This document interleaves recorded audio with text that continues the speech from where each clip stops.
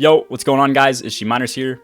A bunch of you guys have been commenting on my build videos recently and asking what I will or would be taking into the day one race and how certain builds are going to compare to other ones that you've seen. So in this video, I'm answering that question by going over what I will personally be bringing into the raid on day one, along with the other guys on my team. I am a Warlock main, so I will be covering Warlocks in a bit more detail, but we'll still go over what we'll be using for our Titans and Hunters and for which certain situations things will be useful in. I will also be streaming my team's day one clear on my Twitch, so if you don't have anyone specific to watch and you're not raiding yourself, you're always welcome to come by and support us there. When the raid starts, I'm either going to be on Stasis or Void 3.0. This will either be my brand new Stasis build, which utilizes 2 Cold Snap Grenades with the new Osmiomancy gloves, or my brand new Void 3.0 build. Links to both of these, along with every build I mentioned today, will be in my description below. We have 4 Warlocks in total, 2 of which said they are starting on Void 3.0. Myself and the other Warlock will most likely start on Stasis. The reason for this is because Stasis provides by far the most crowd control when pushing a position.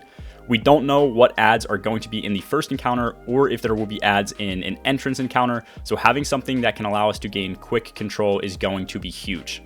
This is another reason that we are most likely not taking a Warlock into the raid right off the rip. Well builds heavily revolve around having your super up and being able to get it back quickly.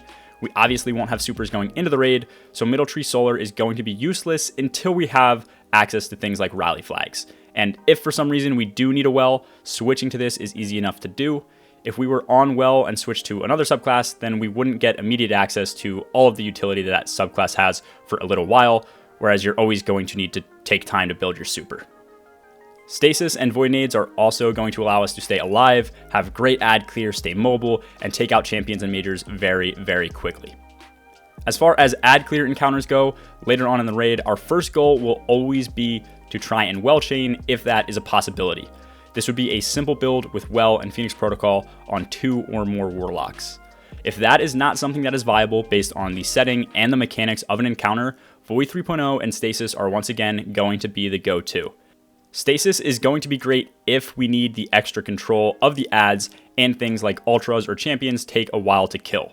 If not, then Void 3.0 in general is going to provide way more survivability, debuffs, synergy between everyone on the team, and if using something like Devouring Depths, supers will also bake everything. For boss encounters, we will rely on 1 well lock if possible.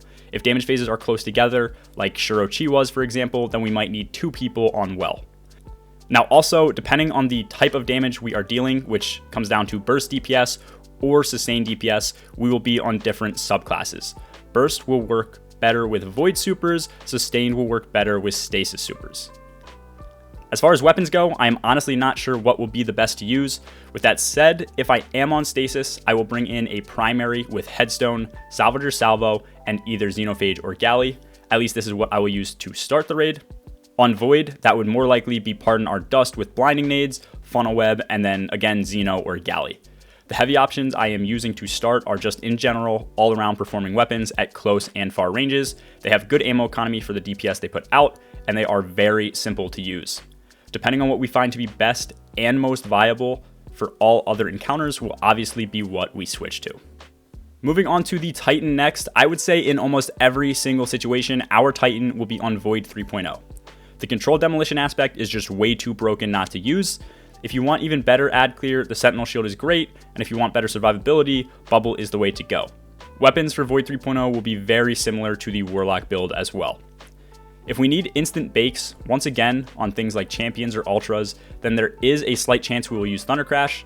I personally don't like T-Crash because it leads to too many deaths, and honestly, most people that use it don't know how to properly time when to use it, so they can also escape from boss slams and other things.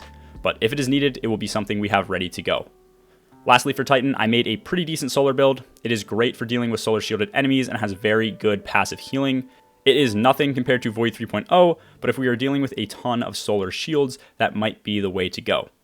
Volatile Flow does seem to deal with shields of non-matching elements very easy, so I doubt this will happen, but once again, better to have it and not need it than to need it and not have it. On Hunter, we are going to stick with Void 3.0 for the most part. Deadfall with Orpheus Riggs is going to be insane for ad clear and sending out back-to-back supers. Moby's Quiver will be great for damage on bosses, as you can use it to burst DPS very quickly or spread out your shots to apply tether for as long as possible. This will probably be the route we take for bosses to avoid using Divinity, but this ultimately depends on whether bosses have easily hittable crits. I do have a Hunter build that outlines all of the aspects and fragments to use, but have not applied any mods to the build. If I have time, I will update the build before day 1. For boss encounters, there is a very low chance we use Stasis. This would be if we are using Div and want to get some extra boss damage in from the Shatter. Our Hunter may load in on Stasis with the new Hunter exotic arms. As I mentioned for Warlock, this is going to be much more useful utility when starting the raid so that we are not going in with builds that are heavily dependent on supers. Arc subclasses other than T-Crash are complete trash, so we are not using any of these for day 1 on any character. I am sure there are a ton of other builds your team can use or different ways to approach a new raid that might work, but this is what works for my team. We like to keep things simple with our builds and make sure we can stay alive. That way we can figure out mechanics and develop strats for clearing encounters and not worry about smaller details. I do also have a health regen build which might come into play, especially if we are chaining Well of Radiance together during an encounter. This video will also be linked in the description. Once again, I will be streaming over at twitch.tv/gminers on Saturday if you want to watch my team raid. Anyways, that is all for this video, guys. Let me know if you have any questions in the comments below. Good luck on day 1. Peace.